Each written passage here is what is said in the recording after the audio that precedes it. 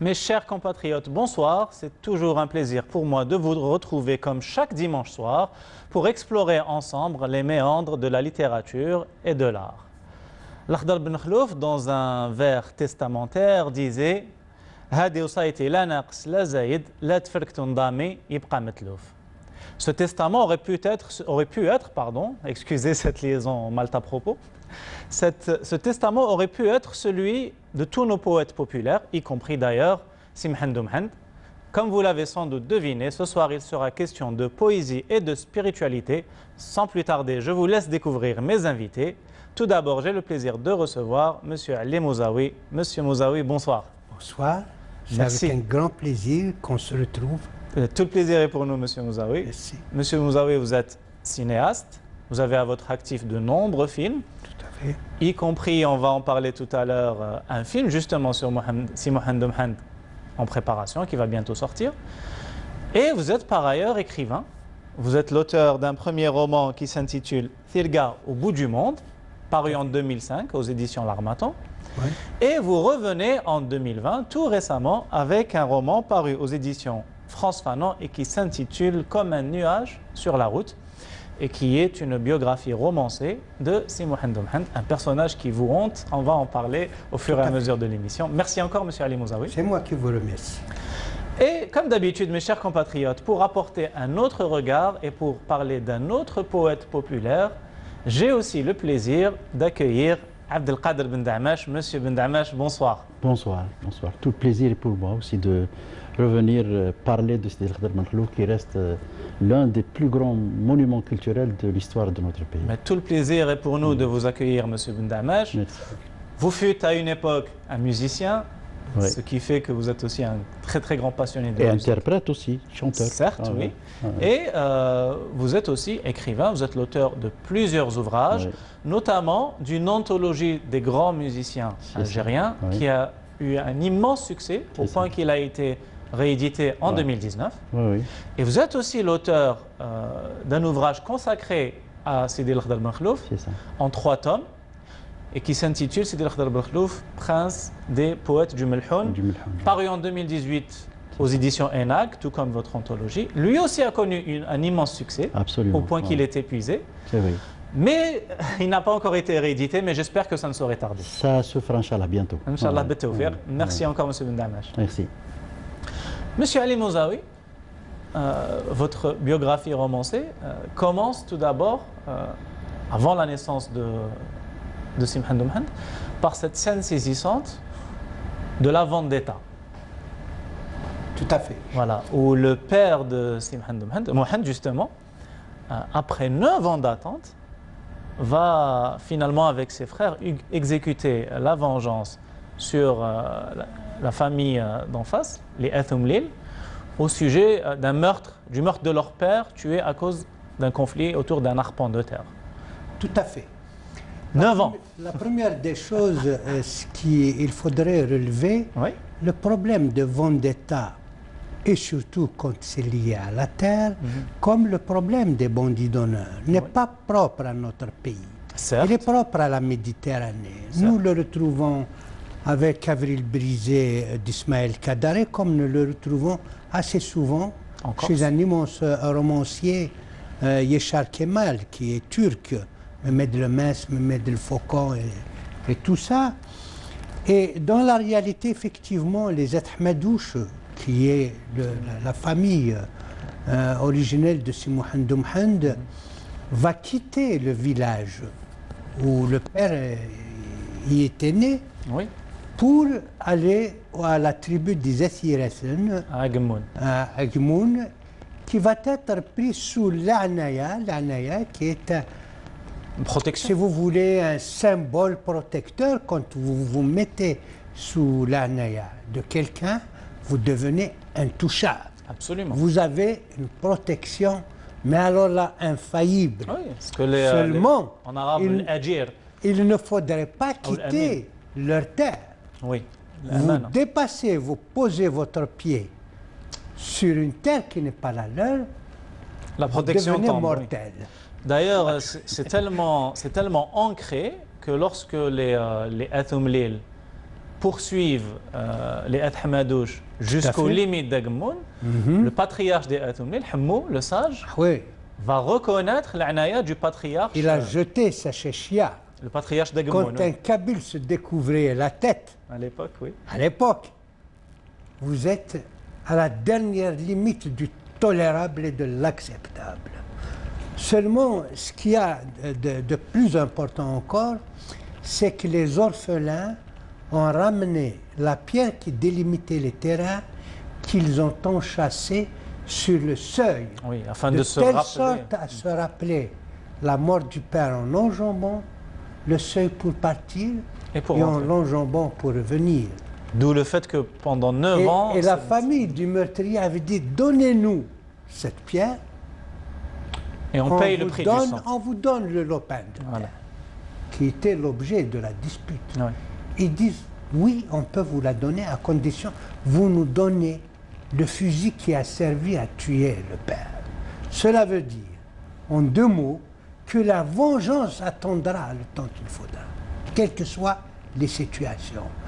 Et ça, il fallait mettre, c'est Mohamed, le film, ou du moins le roman, parce que le film a fait 9 heures, mais il fallait revenir à 2 heures. Et dans le roman, effectivement, il était important de placer le lecteur dans une époque Oui. qui n'est plus des nôtres, et heureusement.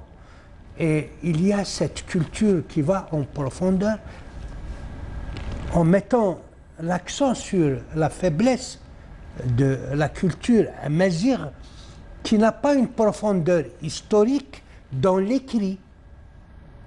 Nous n'avions pas l'écrit. Il faut le mettre en évidence. Justement. C'est ce qui va faire à un moment donné Boulif, hein. que les marabouts, on les appelait Sidi. C'est par rapport à l'esprit, parce qu'ils revenaient avec l'écriture Certes. que nous n'avions pas. Et il disait aussi, on va le voir Voilà. plus tard, la geste de ceux qui sont tombés en martyr, par exemple. Tout à fait. Et si Kolonja Mohamed insiste. s'appelle Si Mohamed, ce n'est que parce qu'il a fait l'école coranique. Certes. C'est un lettré. Si Mohamed Certes, oui. est un clerc. Tout comme son oncle. Oui. Tout à fait. Justement. Spécialiste La- du droit musulman, tout ce qu'on veut. Justement, la fratrie se compose de Mohamed, le père, de Tout à fait. Simhand Oumhand, justement, Tout à d'où le fait. nom, Ouais. de Saïd et de Chi. Mais, pendant la guerre d'Algérie, ma mère a chargé des cadavres de maquisards sur un âne sous la menace des mitraillettes françaises. Et des images vous restent. Je n'ai pas assisté. Mais notre esprit, parfois, il fabrique des images.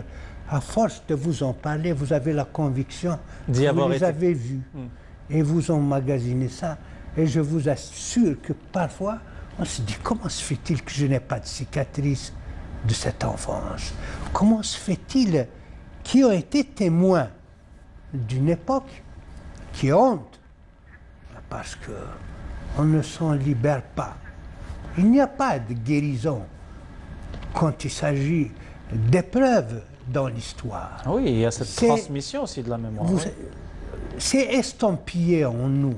Oui, et on Et c'est imagine. ce qui revient par rapport à cette Lunja qui va prendre sa propre chair. Elle va lui donner des gifles parmi les hommes. Toi, tu oses fuir. Toi, dont le Père a laissé son sang.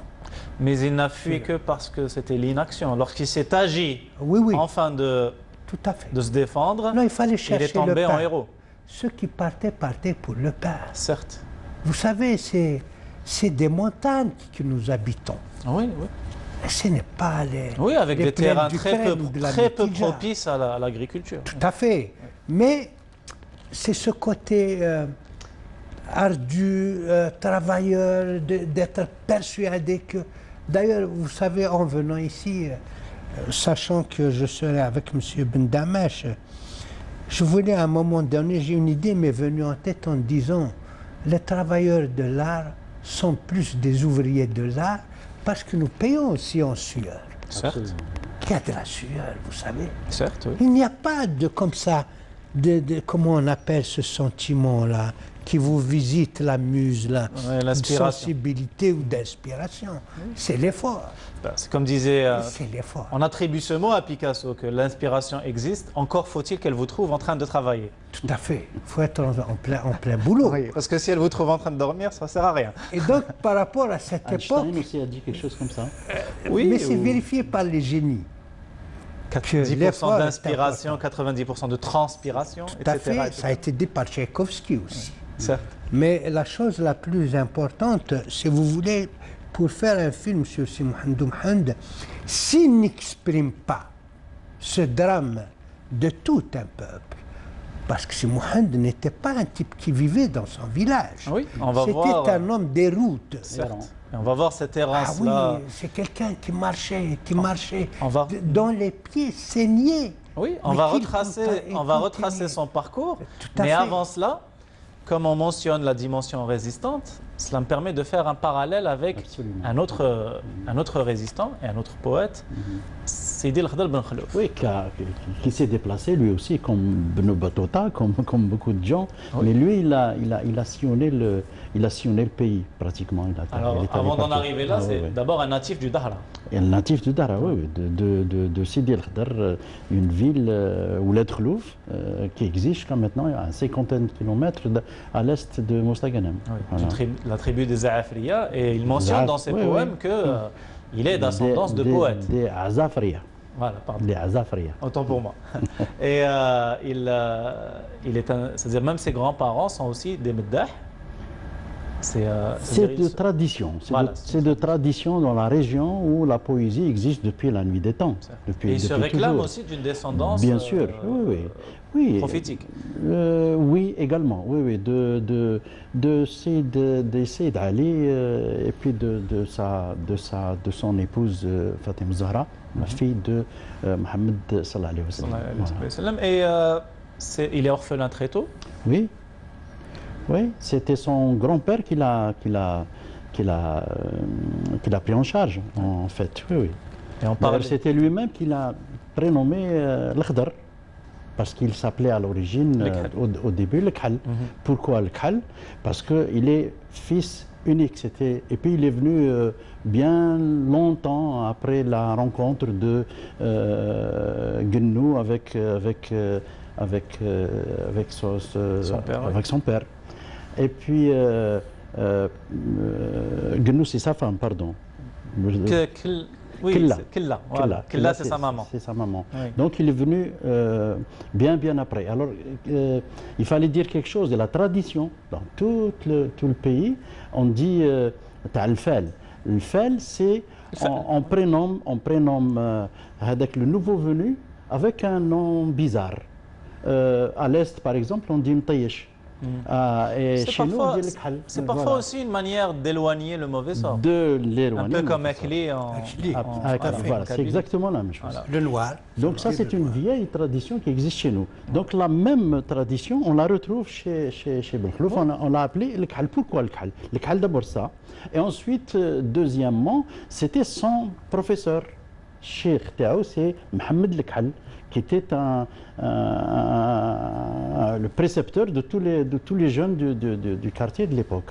Jusqu'à un moment donné où il a dit Ntaya rak Cheikh Ktar Menni. Donc il faut que tu partes toi aussi, parce que toi-même, tu es comment un maître peut enseigner à un autre maître. Et il est parti. Donc c'est comme ça qu'il est parti. Donc il était orphelin et il s'installe à Mzaghren. Et c'est comme ça qu'il assiste à la grande bataille de Mzaghren qui a eu lieu entre le 22 et le 26 août 1558. Oui. Et le 26, c'était un dimanche, comme aujourd'hui. Il y assiste, il y participe. Et il y participe en tant que commandant. Et là, un autre métier arrive chez Sidi El-Khdr Ben Khlouf, qui était le commandant. Les Espagnols disaient c'est un général. Bon, on sait qu'il a dirigé une compagnie et Hassan Pacha Ibn Khairuddin, qui était le patron de toute cette armée. D'ailleurs, il n'y croyait pas lui-même parce que c'était Ben Khlouf qui l'a convaincu avec les gens qui sont allés le voir. Il a convaincu donc de venir parce qu'il y avait 500 Il a dit, moi je peux combattre les Espagnols, mais je n'ai que 500 mercenaires, je ne peux pas combattre une armée qui va venir d'Espagne et qui compte 12 000 hommes. Qui compte 12 000 hommes, qu'est-ce que je vais faire moi avec 500? Ouais. Alors Ben Khalouf avec ses amis qui étaient avec lui, parce qu'ils sont allés en délégation, il a dit, faites-nous confiance. À partir d'Alger jusqu'à Mestgalem, on sera nombreux à rallier cette armée. Et ils sont arrivés, ils étaient 22 000. Ouais. 22 000. 22 000, ils ont écrasé l'armée espagnole. C'est pour ça qu'on dit aujourd'hui l'armée algérienne. Beaucoup de gens disent, parlent des Turcs, etc., de l'armée ottomane. Non, ce n'était pas l'armée ottomane, c'était une armée je dirais à 99% algérienne. Voilà. C'est d'ailleurs à cette occasion qu'il va dire, entre autres, dans une fameuse épopée, سيفي مجرد وانا نضرب في الاعداء. سيفي هذيك سيتي الموت تبعتني والارض البارده une grande poésie. Il dit سيفي مجرد وانا نضرب في الاعداء etc. والناس ضاجه من تجري بالخوف. من تجري بالخوف. Donc il a été dans la bataille, il était sur le terrain. Oui. Il était sur le terrain. Il dira ailleurs يا سايلني على طراد الروم قصة مزغران معلومة. قصة مزغران معلومة. يا سايلني عن طراد اليوم قصة مزغران معلومة. يا سايلني وين القصة وبين النصراني وخير الدين. Pourquoi Khaireddin est mort quelques années avant, donc Khaireddin n'était pas là. Mais à l'époque, on disait l'armée de Khaireddin. L'armée de Khaireddin, même s'il n'est pas là lui-même, c'est l'armée de Khaireddin. Oui. C'était son fils, mais on l'appelait toujours Khaireddin parce que Khaireddin était un puissant personnage. Donc son armée est toujours restée là, son nom est resté là pendant de longues années. Ouais. Et il a aussi d'autres vers où il lui-même raconte un peu sa vie, où il va dire جوزت 125 سنة حساب. وي وزدت من ورا سني 6 شهور. منهم مشات 40 مثل السراب. 40 سنة مثل السراب. والما بقى مشى في مديح المبرور. Voilà. C'est-à-dire, j'ai passé 125 années d'âge, 40 sont passées comme un mirage. Il a 125 ans, pas tout à fait, puisque 125 ans lunaires. Oui. 125 ans lunaires, ça fait à peu près 123 ans lunaires. Voilà. 40 passés comme un mirage et le reste dans les louanges. Voilà. Parce que lui, il a été le poète du prophète sallallahu alayhi wa sallam. Oui. C'était lui. Il y avait un avant lui, c'était Hassan bin Thabit, qui était le compagnon et en même temps le poète. Il écrivait tout ce qu'il voyait en poésie. Oui, certes. Voilà. Et justement, ce qui nous amène aussi à la découverte de la vocation de Mohand Mohand, qui lui aussi va devenir un poète itinérant. Donc après cette bataille et après la mort de quasi tous les hommes du village, ceux qui sont restés, et notamment son frère Ekli et son oncle Saïd, vont décider de s'exiler à Tunis. Tout à fait. Voilà. Donc, et c'est Mohamed Mohand, c'est là que va commencer son exil. Et c'est là aussi où, un jour, au bord d'une rivière, il va avoir une sorte d'apparition. Tout à fait. Qui va déterminer sa vocation. C'est peut-être chez je dirais, le public mohandien, le mythe de l'archange va occuper une position magnifique. Parce que quand il va apparaître au poète, c'est juste après une soirée dans une zaouïa. Oui. Donc déjà, il y a une préparation spirituelle. Et quand il va aller faire ses ablutions, il s'est déjà installé dans un monde presque réel. Tout à fait. Il entend une voix.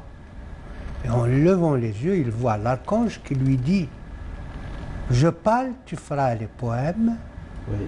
Ou tu feras les poèmes. Ou tu parles et je ferai les poèmes. » Il décide de versifier lui-même. Et le problème dans ce film concernant cette scène, pour qu'elle soit acceptable, pour qu'elle soit crédible, il fallait opérer ce que nous appelons un petit peu l'approche scénique. Il fallait trouver comment, parce que nous ne sommes pas obligés de croire aux anges ou aux archanges, et particulièrement dans leur apparition, nous avons opté à montrer Si Mohamed comme lui-même étant un archange dans sa vieillesse qui va parler à celui qui va débuter un parcours pénible, une vie pénible. Donc, ça prépare, si vous voulez, à ce parcours presque inhumain. Et à la fin du film, un jeune Karaouayan vient prier au même endroit, au bord de la même rivière, et il va voir Si Mohamed traverser cette rivière en tétubant. Il allait être emporté par les eaux. Ah oui. Et ce jeune homme va Se porte à son accourir pour porter secours à Si Mohamed, au poète. Il lui dit, tu sais, quand je t'ai vu, j'avais l'impression que c'est l'ange qui revient, l'ange qui s'est adressé à Si Mohamed. Et Si Mohamed lui dit, vraiment, tu veux voir, toi, l'ange? Ça t'intéresse de voir l'ange? C'est aussi une épreuve. Je ne sais plus. Oui. Je ne sais pas si on... Manière de dire, est-ce que c'est une épreuve que tu es prêt à porter? Tout à fait. Vous avez parlé de la Tunisie tout à l'heure. Oui, tout à fait. Si Mohamed est parti d'Azfoun, nous dit Mouloud Mamri. Tout à fait, c'est un Du parcours... port d'Azfoun. Tout à fait. Il a fait parce qu'à l'époque, il y avait d'abord un petit bateau qu'on appelait Savavor Azfoun, le petit bateau d'Azfoun, et qui pouvait rejoindre la Tunisie. Quand il est parti avec sa mère, il est parti un petit peu par la mer. Mais quand il devait repartir à 2 reprises jusqu'à Tunis, il est parti à pied. Ah oui. Il refusait même les charretiers qui s'arrêtaient de temps en temps pour lui donner assistance. Oui, oui. Pour lui donner Oui, il y a assistance. cette scène où il le ignore refusait. complètement. Non. Il dit, vous savez, il est persuadé que c'est un destin. Et cette notion de destin va le hanter jusqu'à sa mort. Ah oui. Voire de fatalité. Oui. Tout à fait. Il se dit, le destin m'échoue comme ça. Et d'ailleurs, vivrai. parmi les routes que lui fait prendre le destin, il se retrouve parmi des ouvriers dans la mine de triste mémoire, Tout à fait. environs de Tbessa, Tout à fait. qu'il appelle d'ailleurs la mangeuse d'hommes, la mine de Ben Khadra. Exact. Voilà. C'est la mine de Boukhdara. Boukhdara, pardon, la mine de Nous fer. avons été voir. Elle n'a pas changé beaucoup. Ce à quoi Et qui a avalé beaucoup d'ouvriers. beaucoup, Littéralement parce que d'ailleurs. Si Mohamed, si vous voulez, est un poète qui a touché à plusieurs thématiques. Il ne faut en éluder aucune. Certes. Si Mohamed en serait amputé. Si Mohamed a chanté une époque révolue qu'il appelle le Djinan, le paradis perdu. Oui, cette L'Éden perte d'ailleurs, perdu. cette perte de la communauté. Tout à fait. Pourquoi? Oui, Parce lui qu'il y a était eu hanté par le déracinement. tout à fait une déstructuration Du tissu d'une social. société. Les rapports sociaux ont été complètement chamboulés. Oui. Et ces Mohamed en Non pâtira. pas, et non pas par une évolution interne, Tout à fait. mais Non, par non, une non, agression non. externe. C'est une agression externe. Parce qu'il était dans une famille qui avait des terres de Chemlel, Oui. qui sont les terres les plus importantes de Kabylie. Oui, et cette mémoire versant d'ailleurs, nord. oui, dans cette Du scène. versant nord de Kabylie. Et en perdant ces terres, il va composer des poèmes. Oui. Dans l'un, c'est là où il dit, je reviens souvent à ce poème, j'avais un jardin incomparable aux pousses drues et vigoureuses, que Dieu protège ses richesses, un mur le fermait et l'abritait, une porte en condamnait l'entrée dont le gardien ne dormait pas. Maintenant qu'un torrent y fut dirigé, l'éboulement a tout emporté, il n'en reste aucune trace. Oui. Ça, c'est la version pharaonienne.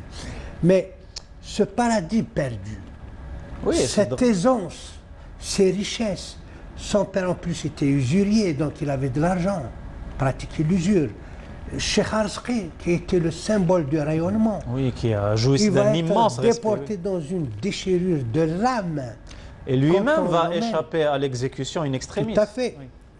Il a échappé parce que quand on a vu son costume blanc immaculé, on s'est dit, il ne porte pas de trace de sang, Oui. il ne porte pas de trace de poudre. Et il a sur lui Il un est debout. livre et rien d'autre. Il avait un livre dans sa jupe. Il dit, ça ne peut pas être un guerrier, celui-là. Allez, on le prend, on le met de côté. Oui. Mais il assiste. Épargné par dédain. Voilà. Tout à fait. Il assiste par contre À la fusillade oui, au père. de son père. Il voit Cheikh Arzqi enchaîné. Vous voyez, quand vous avez quelqu'un pratiquement que vous élevez dans votre esprit presque. Oui, c'était plus son père que vous le voyez. Mohamed. Oui. Ah oui, il était plus proche de Cheikh Arzqi que du père. Et on le voyait emporté vers la Calédonie. Il dit on reviendra si la vie est longue. Oui. Si la vie est longue. Oui. Vous savez tout ce que ça peut exprimer. Il n'en reviendra jamais. Oui, il chante le paradis perdu, il chante aussi le drame colonial lorsqu'il dit Tout à plutôt fait. rompre que plier, plutôt être maudit dans un pays où les chefs sont devenus des entremetteurs. Des entremetteurs. En référence au Exactement. cahier des Obachar. Tout à fait. D'où l'expression "Anraz Zoula Nknou". Voilà, C'est- exactement. c'est plutôt Notamment reprise rompre par que Ait Mengelat. plier. Ouais, ouais. Et si vous voulez, donc il y a aussi ce qu'on a tendance à mettre de côté, c'est le côté, la thématique de l'amour.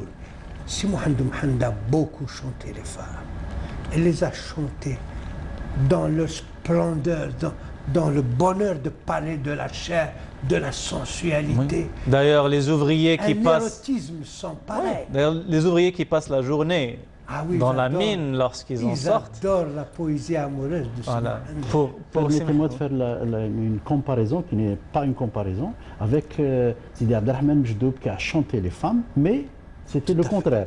Qui a dit attention, ne faites pas confiance aux femmes. Toute sa poésie, de tout. Et puis il a écrit des quatrains. Par contre, si Mohamed Mohamed a écrit des neuvains. tercés. Tout à fait. Et je remarque avec la discussion qu'il y a eu 9 années pour faire la vengeance.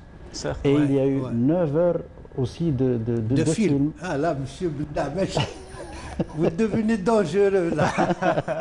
Et il y a, Une et il y a capacité. les neuvains sont exceptionnels pour Mohamed Mohamed. D'ailleurs, les sentences de Mohamed Mohamed restent jusqu'à maintenant. Oui, Il y a tout à beaucoup fait. de gens même qui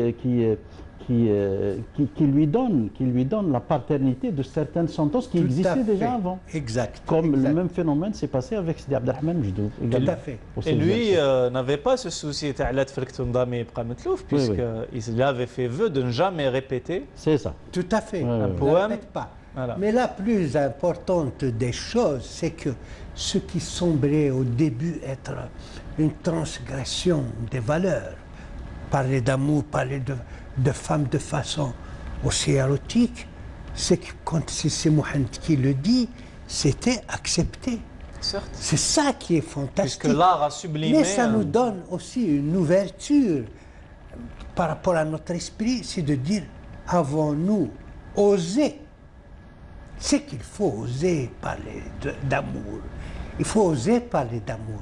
Il faut oser parler d'amour à 20 ans, à 30 ans, à 70 ans, à 80 ans, à 90 ans, jusqu'à en mourir. L'autre poète Melhoun dit أنت جميل وتحب الجمال وكيف عبادك لا يعشقون.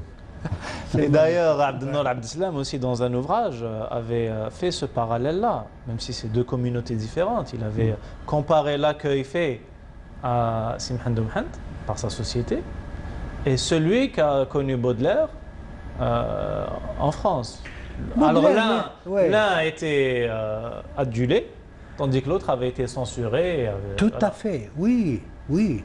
Et j'aimais beaucoup sa réflexion à propos d'un Même poème. si le parallèle est quand même entre justement une Ouais. société communautaire qui tolérait ce genre de soupape Mais je vais vous dire, et le une livre, société pour qui Baudelaire était la figure comme un du... nuage sur la route, il commence avec un poème de Baudelaire.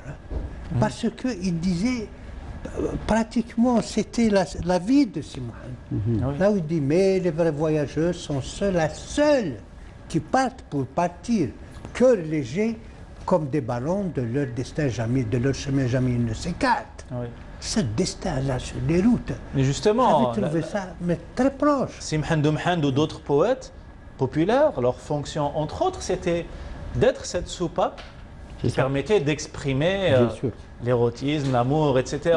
Pour l'accueil de leur population. Voilà. Des Bni Amr, par exemple, pour Mustafa Brahim. Mustafa Brahim est parti carrément au Maroc. Oui. Il est allé sur les traces d'une dame, Yamina. et puis après, il revient. Mais quand il revient, il a été reçu comme une grande personnalité, avec les chevaux, le fantasia et tout ça.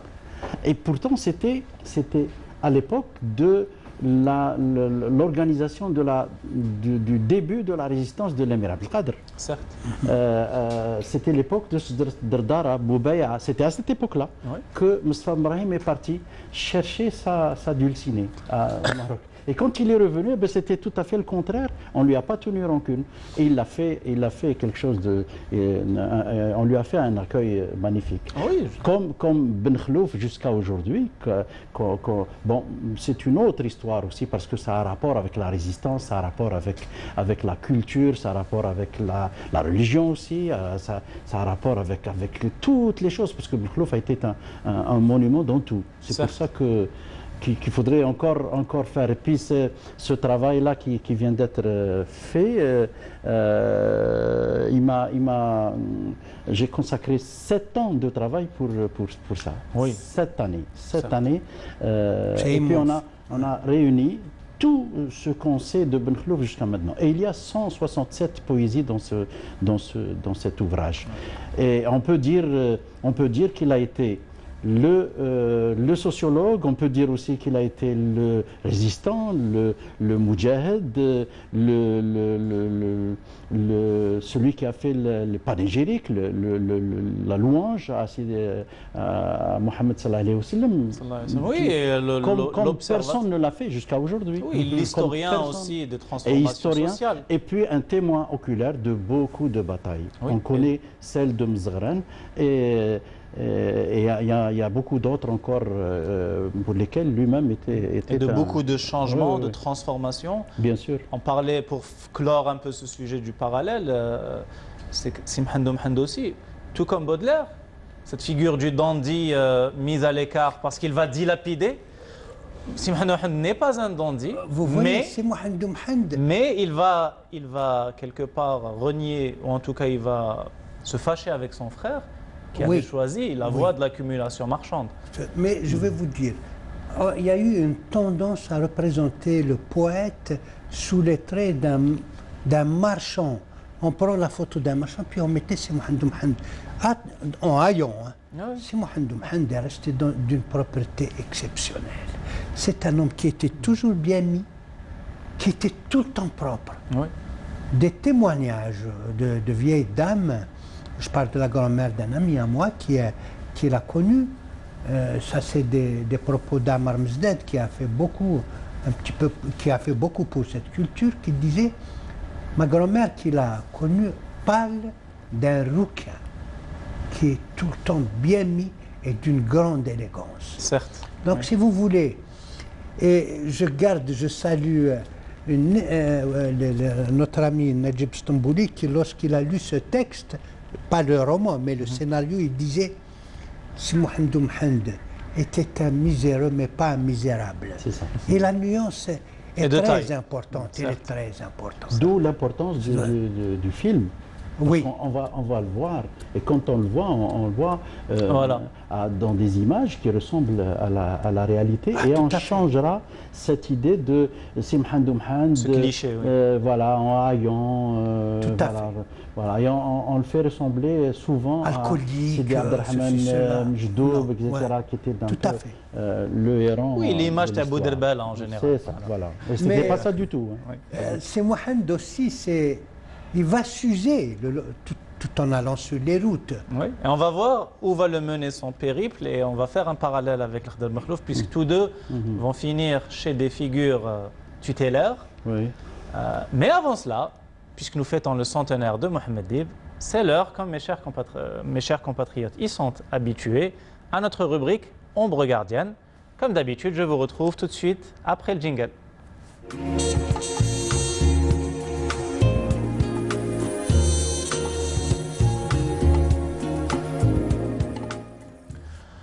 Vous allez voir en explorant le roman de Ali Mouzaoui ou l'anthologie de M. Ben Damash que le poète est parfois pris dans des états d'âme, ahwal, comme diraient les soufis, et ces états d'âme-là sont magnifiquement rendus dans un court poème de Mohammed Dib, toujours dans le recueil Ombre gardienne, Je vous laisse découvrir avec l'humble lecture de votre humble serviteur. Cela s'intitule « Tel jour ». Tel jour, comme un malade heureux du bref répit, qui retrouve soudain goût à l'air, au soleil, et s'étourdit d'espace et de bruits assoupis, c'est miracle que tant de vie en lui s'éveille. Comme un qui ressuscite et ne l'aura pas cru, mais en qui refrémit la lumière naissante, je porte au fond de moi toute une sourde crue, un matin fou de cris, une douceur perçante. Tel autre jour, les mots à la gorge me serrent et me servent de peu. Comment dire cela? Mes chers amis, comment dire cette misère?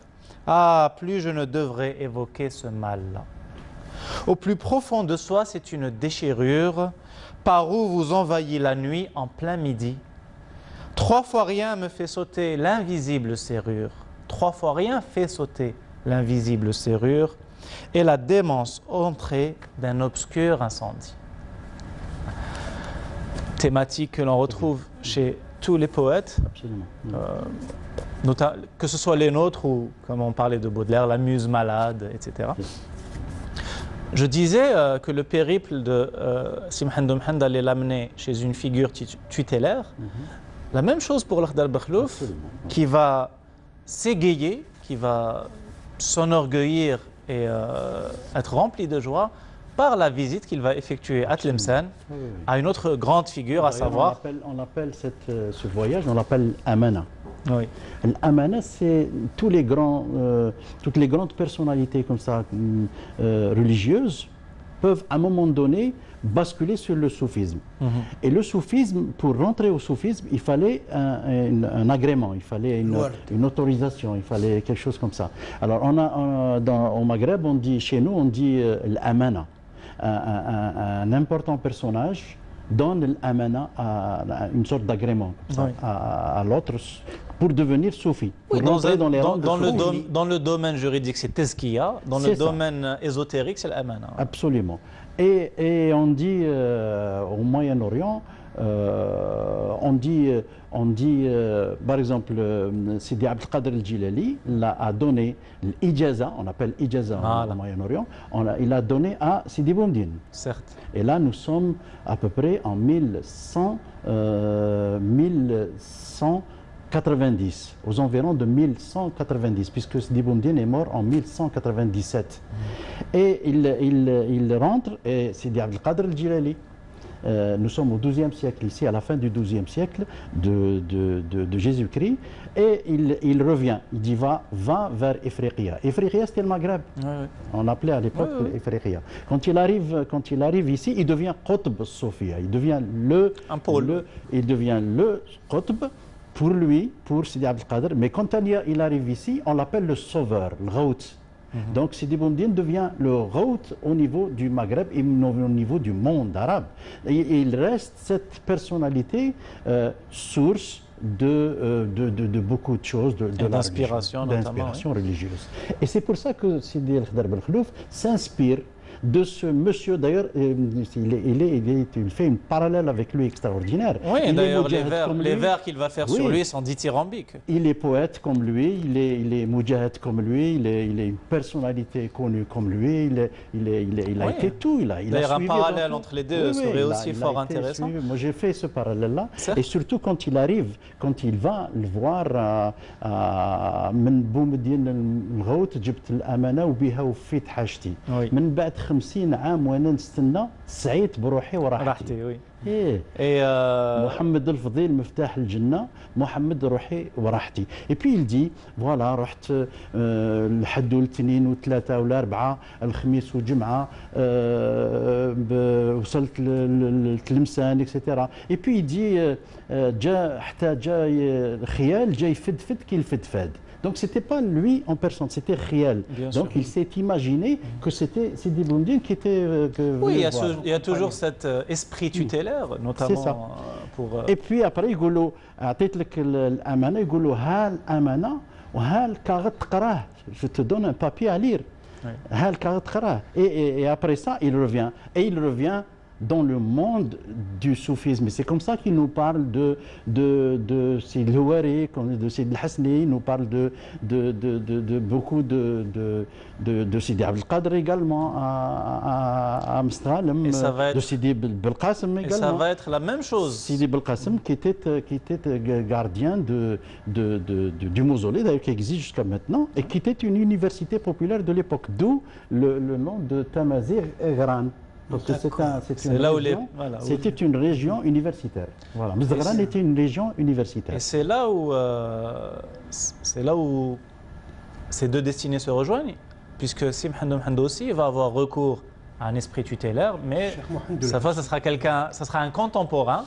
Oui, c'est un contemporain, mais ce qu'il y a d'exceptionnel, je l'ai assez souvent dit, quand on va de près regarder le destin de ces deux hommes, on trouve que Cheikh Mohamed El-Hussein n'a jamais été à l'école. C'est ça.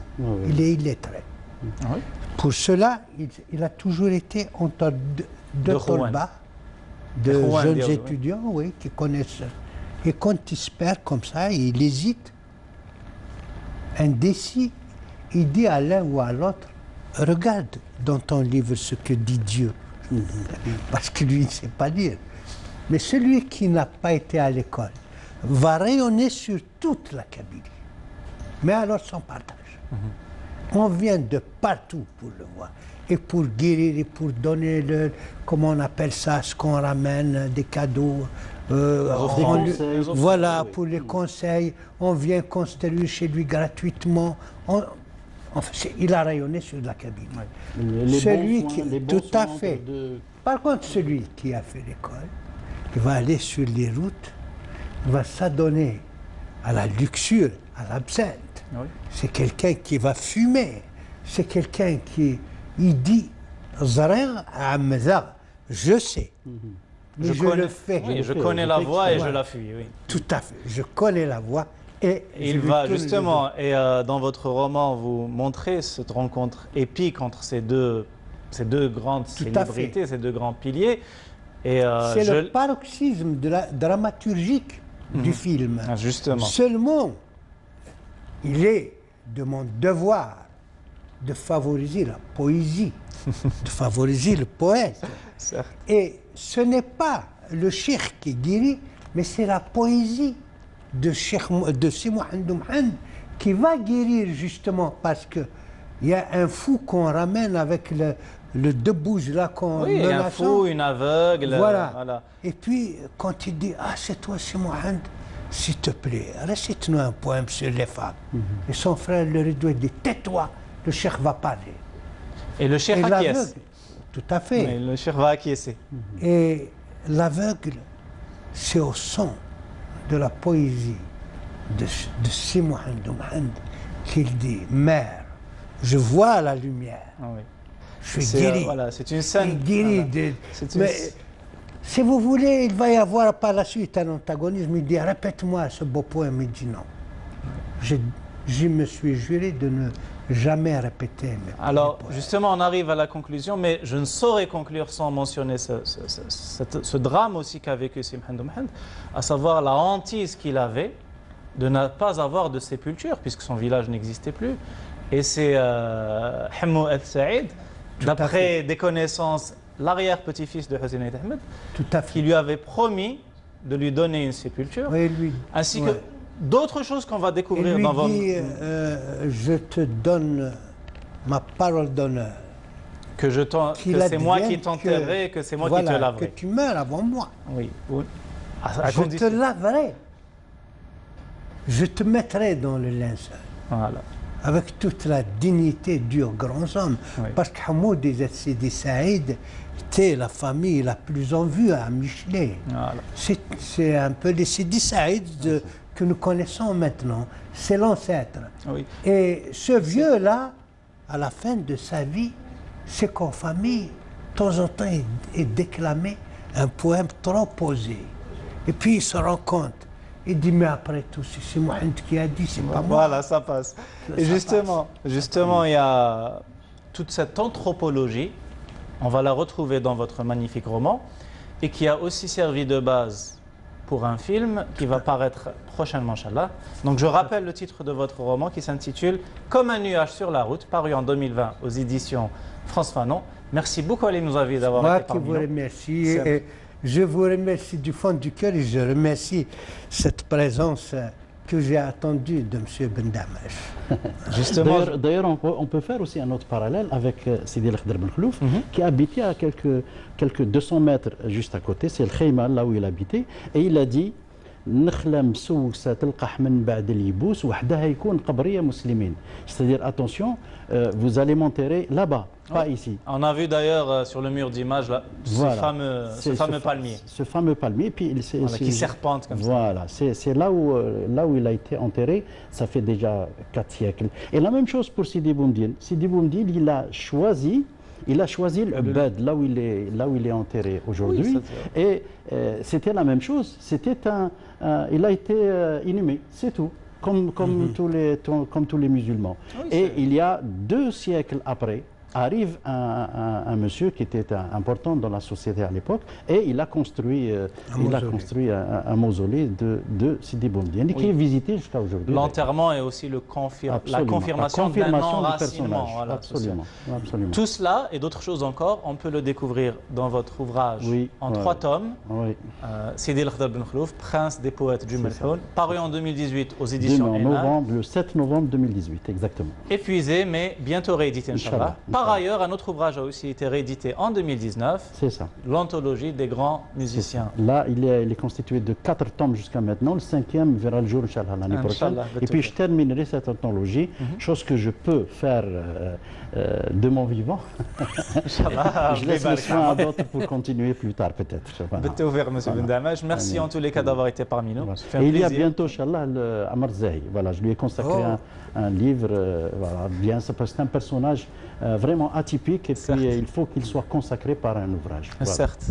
Voilà. Toute la réussite du monde, M. Ben Damache. Merci beaucoup d'avoir été parmi nous. M. Ali Mouzaoui, merci encore. C'est moi qui vous remercie. Au plaisir de vous revoir autour de votre film. Merci. Et prochainement, dans quelques jours, il y aura le dernier roman qui s'appelle Chute et gloire et chute des dieux. Voilà. J'espère que nous aurons le plaisir d'en reparler.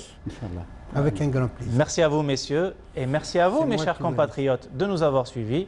J'espère que vous avez passé avec nous un moment agréable, ce qui me permettra d'avoir l'honneur et le privilège de vous retrouver la semaine prochaine. À très bientôt.